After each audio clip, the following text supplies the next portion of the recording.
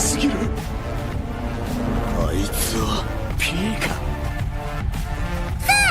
我がファミリーに盾つく者たちはAnim na pinakamalakas na Vice Admiral sa One Piece. Mayroong ilang mga One Piece Vice Admiral na ipinakitang madaling matalo. Halimbawa, si John Giant na binugbog ni Whitebeard sa Marineford, si Bastille na binugbog ni Sabo sa Dressrosa, at Maynard na binugbog ni Bartolomeo. Ganun pa man, huwag maliitin ang Vice Admiral ng One Piece. Mayroong ilang mga napakalakas. Narito ang listahan. 6. Smoker. Sa uri ng lohya na Devil Fruit, Moku Moku no Mi, si Smoker ay maaaring maging isang napakalaking banta sa mga kaaway na walang haki. Gayunpaman, sa usapin ng lakas at reputasyon, sa tingin ko ang 5 Vice Admiral na susunod ay mas malakas pa kay Smoker. 5. Virgo. Si Virgo at ang kanyang mga kakayahan sa haki ay naging isang banta sa Punk Hazard Arc.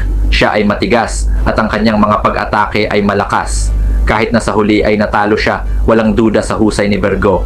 4. Tokikake. Bakit si Tokikake, na misteryoso pa rin ang mga kakayahan, ay higit sa mga figure tulad ni Smoker at Virgo? Ang sagot ay dahil si Tokikake, aka Chaton, ay isa sa mga admiral candidate. Sa huli ay natalo siya kina Isho at Aramaki na napiling maging 2 bagong admirals. Ngunit gayon pa man, kung isasaalang-alang na siya ay itinuturing na isang admiral, tiyak na may mga kakayahan si Tokikake na karapat-dapat igalang.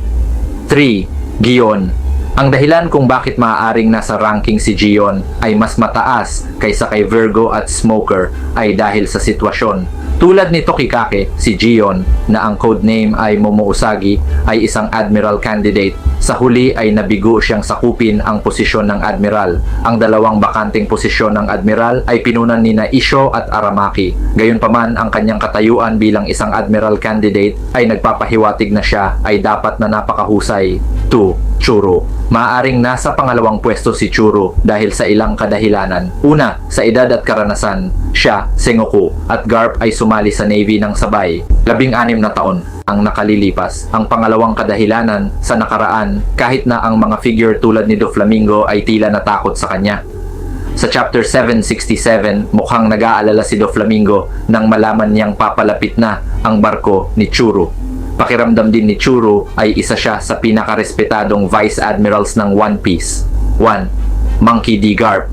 Si Garp ang pinakamalakas na Vice Admiral ng One Piece. Iyan ay walang pag-aalinlangan.